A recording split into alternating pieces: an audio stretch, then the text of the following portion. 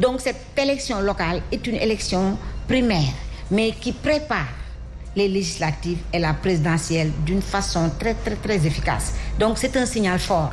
Et nous avons l'habitude toujours de prendre les devants, poser les problématiques qui pourront nous heurter sur le chemin, en discuter, en débattre, trouver les bonnes conclusions avant que vraiment la réalité ne se produise. Donc le cas de M. Diallo, c'est un cas, vous l'avez vu, donc c'est quelque chose qui est très possible.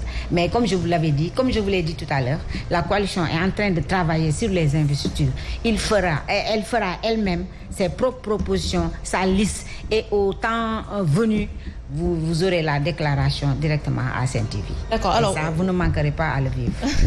Vous l'avez dit, peut-être on va entrer un peu parler des enjeux pendant que nous y sommes. Vous avez dit que ces élections vont peut-être préparer la présidentielle, mais dans quel sens vous pensez? Parce que actuellement il y a des erreurs qui pourraient se produire, des surprises, je veux dire, par rapport à ces élections à venir. Néné, vous avez vu la réalité politique? Des surprises? Oui, surtout par rapport à cette grande coalition dont a parlé tout à l'heure monsieur Benno Bokk Yakaar de APR, de Benno Bokk Yakaar, parce qu'il pense que c'est la plus grande coalition qui est là pour ravager les choses d'une façon très simple et facile, alors que ils ignorent que le peuple a changé de mentalité. Pourquoi le peuple a changé de mentalité? Parce que le peuple est confronté à beaucoup de difficultés.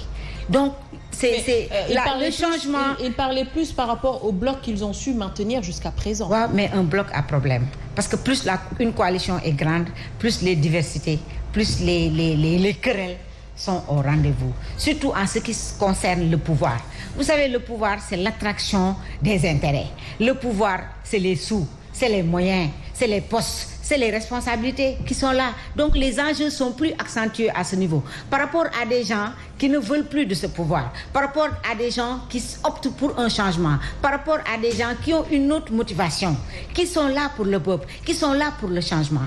Pas changer pour changer. Parce qu'on nous a toujours promis un changement et à la réalité on trouve que rien n'a changé, sinon les choses se sont empirées. Donc nous voulons vraiment une conscience nouvelle, nous voulons une politique nouvelle, mais nous voulons surtout que ces consciences nouvelles et ces politiques nouvelles nous mènent vers un résultat économique et démocratique et social qui est vraiment sans défaillance. C'est ça le problème. Donc Néné, je vous dis que le changement est inévitable et ces élections vont annoncer la situation.